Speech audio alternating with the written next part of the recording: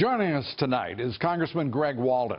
His district includes a wildlife refuge currently occupied by a group of protesters. Congressman Walden serves on the Energy and Commerce Committees, chairman of the National Republican Congressional Committee as well. And Congressman, great to have you here. I know these are difficult times for you, for the folks that are in Kearney, in the county, on the Hammond family.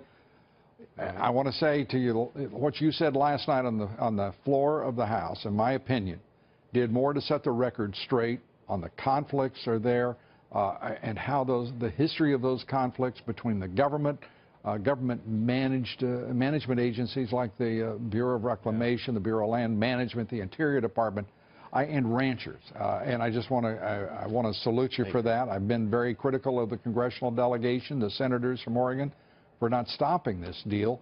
But you gave all of us some hope that reason and some considerable power is going to be brought to bear here in behalf of the Hammond family.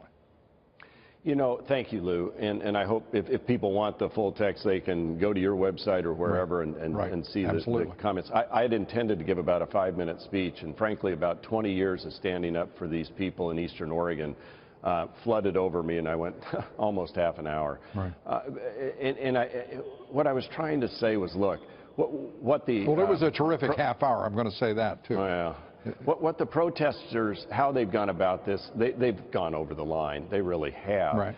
But what they've done is allow this issue to get to the national and international level where we can finally have a discussion about the overarching, overreaching, often arrogant federal government's mismanagement, lack of management of these federal lands where we have these enormous fires. Let me boil down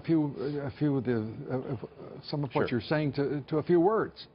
Amanda Marshall, U.S. Attorney, she's gone. Right. She's the one who came back demanding that the appellate court overturn the sentences of both Dwight and Steve Hammond.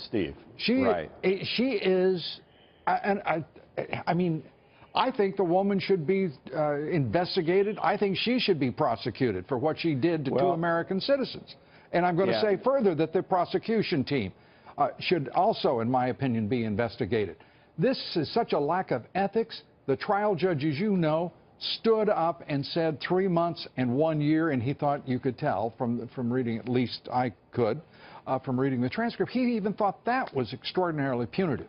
And then for the appellate court to come back and slam people who were doing burns on their land and the federal land that they had grazing rights to is obscene. And just to put it in perspective for your viewers, Harney County, Oregon, population 7,000, one person for every 1.41 square miles.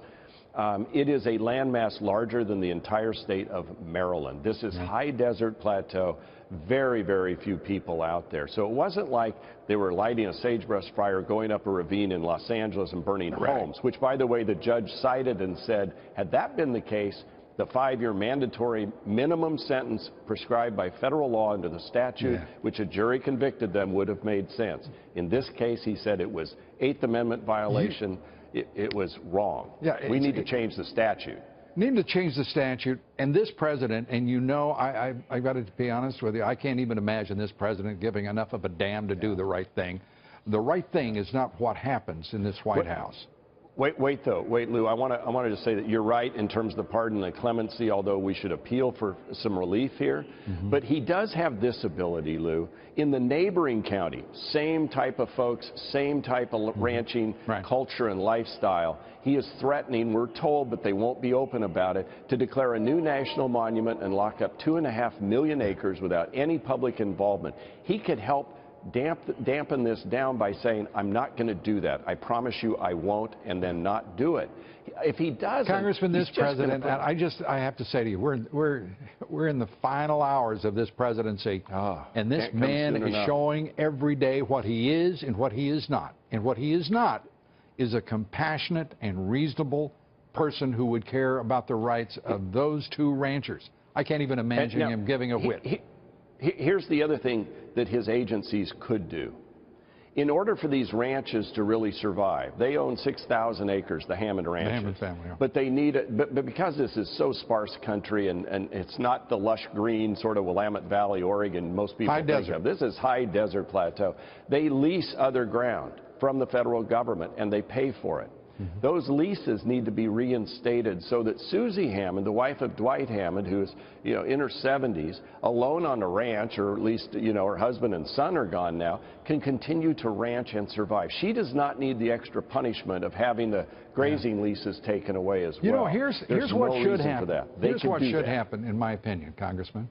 You and the rest of the congressional delegation ought to be on the phone to the U.S. Attorney's Office in Oregon. You should be intervening in this case, and anyone who says it's a criminal case and that's inappropriate is a damn fool. Because the reality here is these are two men who are in jail, and it is every minute they spend in jail is an injustice, and it is one that should not be tolerated in this country. Now, Lou, I'm not an attorney. I was a journalism major. But here's the problem. Here's the problem.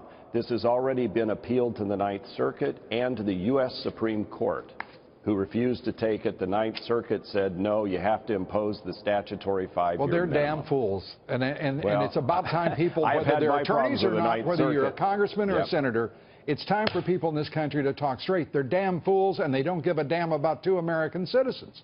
And it's got to stop, and it's got to stop soon, because this is so outrageous, so obviously outrageous. The other piece of this is, and I talked about this in my speech, in this county in 2000, Bill Clinton threatened a monument. We said, stop, we'll write legislation. We did. Then the federal agencies... And it worked, and Congressman, I can't go through it. We've got to take a break here. What Congressman Walden was about to tell you is the Bureau of Land Management and other agencies absolutely tried to screw up everyone in his district. He stopped it, at least most of it. Thank you, Congressman. We'll be taking it up later.